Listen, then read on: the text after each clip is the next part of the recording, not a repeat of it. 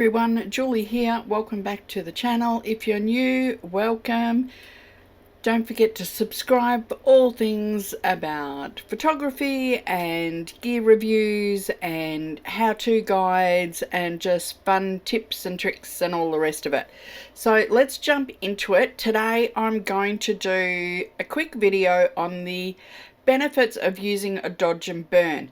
So I've got this image here that I took out in the backyard of just a really pretty little canna, and well, it's not a canna, it's a lily. It's a flower.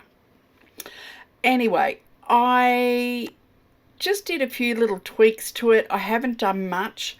I did use my Sony a7R5 black and white camera presets when I was shooting it.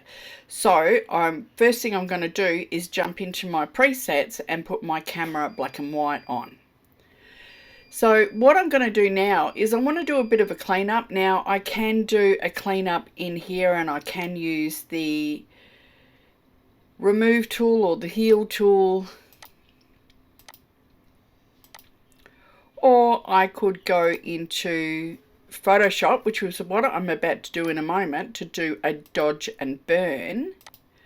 I've already got most of it done now, so I'm just going to leave that there. So that just cleaned that up a little bit. So I'm going to close that off. I'm going to hit edit in and I'm going to go to Photoshop. And this is the new Photoshop 2025. Okay, so that's opened that in Photoshop. I'm just going to get rid of this. I'm just going to click over to my healing tool. Okay, so I'm just going to do a final little cleanup just with the healing tool. Let's see if there's anything else I want to get rid of.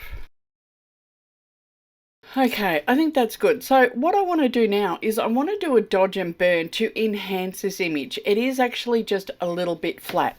So there's a couple of different ways that you can do it.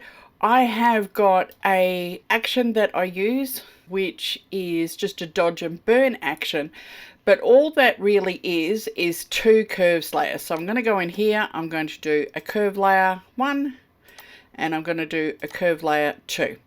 So I'm going to invert both of them. So Control I will change them to black. This one I'm going to make dark. So I will call that dark or burn if you prefer. This one I'm going to make light, call that one light, or dodge if you prefer. So what I need to do is I go down to my dark layer, I'm going to switch over to my brush, I'm going to have a nice soft brush, so my hardness is at 0%. I can leave this at 100% for flow and opacity, it doesn't matter. And I just need white because I'm painting on dark. And what I'm going to do is I'm just going to go around the edge. Now, this may not darken it quite enough for this go round, but I can do another one that is even darker, or I can come into here and I can darken that quite dramatically as well, and then I'm going to call that one darker, if that makes sense, and then I can put in another curves layer and make this one dark. Okay, so I've got my dark layer, I've got my darker layer, which is just essentially all the way around the background. And this is the benefit of doing it on this sort of layer. You could also do it on a 50% grey layer, but I like doing it this way because I can really easily, if I don't like where I have brushed or I think I've brushed over too much, I can quickly swap my brush to black and paint those areas back in. Okay, so that was on the darker layer. I'm going to go to the dark layer, switch my brush to white again, and I'm going to go in and I'm going to paint some of these edges, and it's pretty messy, so don't stress about that, easy to fix.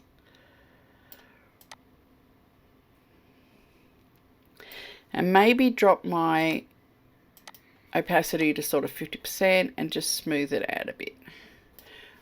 Okay, so now what I can do is I can come into my properties on my mask and I can feather that, and I can feather that even more if I want to.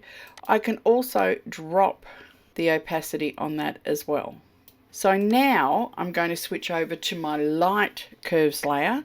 I've still got my brush on white. I'm going to put that back up to 100%, and I'm going to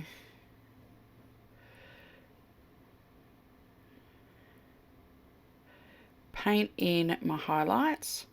Now I'm going to probably a bit strong there, so I'm going to take that off, go back to about 40% and paint some of that back in,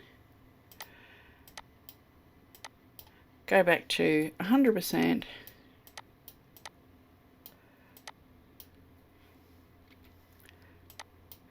remember to toggle, and you can toggle with X toggles backwards and forwards between what you want.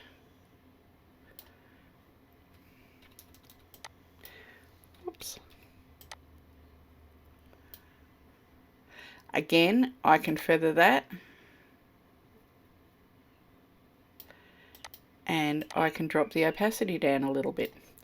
So this is the image that we started with, which is just a little bit flat. And this is introducing some more shape to it. And you can bounce backwards and forwards between those, adding in shadow as required. So before and after. So it has added a lot more dimension to the image. The other thing that you can do, which is a popular favorite of mine, is I'm just going to do another copy. I'm going to bring that up to the top. I'm going to change that to overlay, and I'm going to go to filter, other, high pass,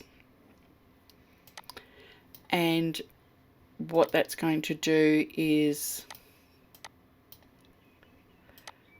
show me the details of this.